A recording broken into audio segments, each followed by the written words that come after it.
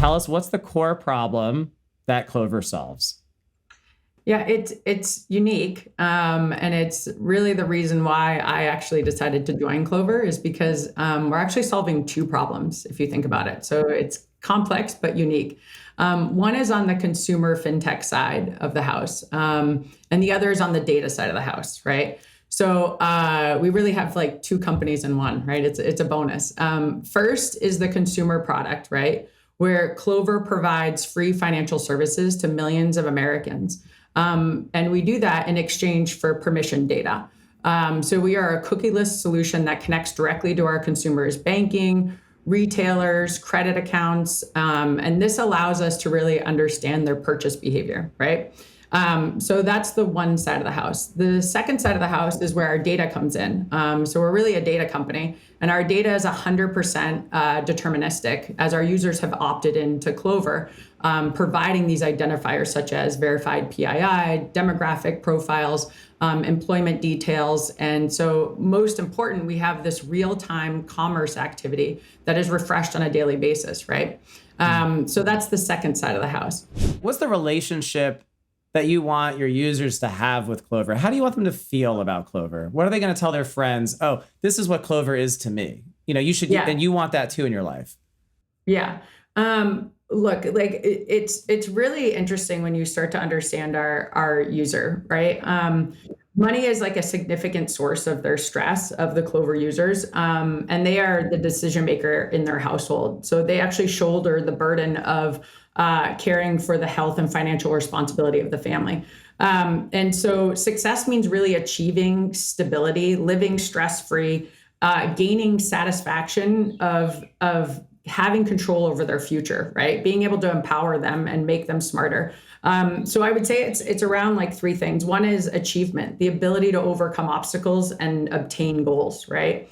The second would be accomplishment, gaining a sense of purpose from having achieved these important goals, right? Like what I mentioned, like we're helping them get there to like save for retirement, save for a child, pay off a school loan. And then the third is arrival, like becoming stable and successful to the point that I made, and being able to provide for others. Tell us a little bit about the tech industry that you've been floating through here, or maybe more than floating through, is very well known to be very male dominated.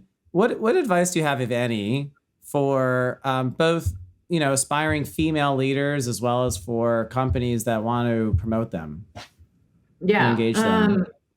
Yeah. I mean, obviously, born and raised in tech, it's been very male dominated. And as I took on greater leadership roles, right, the women and diversity got thinner and thinner, right?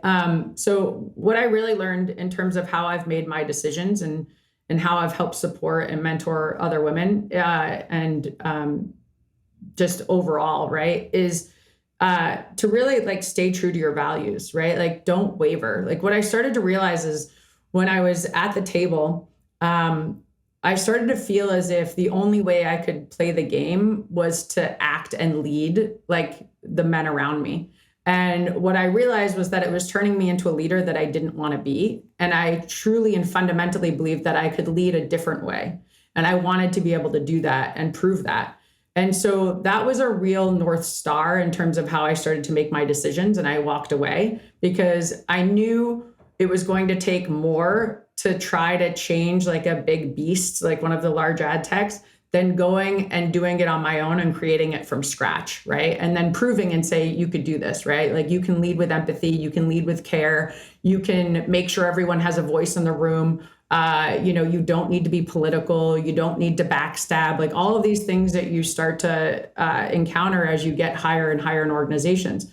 And so what I started to really do is to like put my foot down. I was like, if I felt like my values or the way that I wanted to lead was being impacted, then I would stand my ground. I also started to create space for women in the room proactively. Like I would call out when someone was interrupting. I would make the space for someone who was quiet to actually give their opinion, give their expertise. They're in the room for a reason. So why are we only allowing one or two voices to dominate?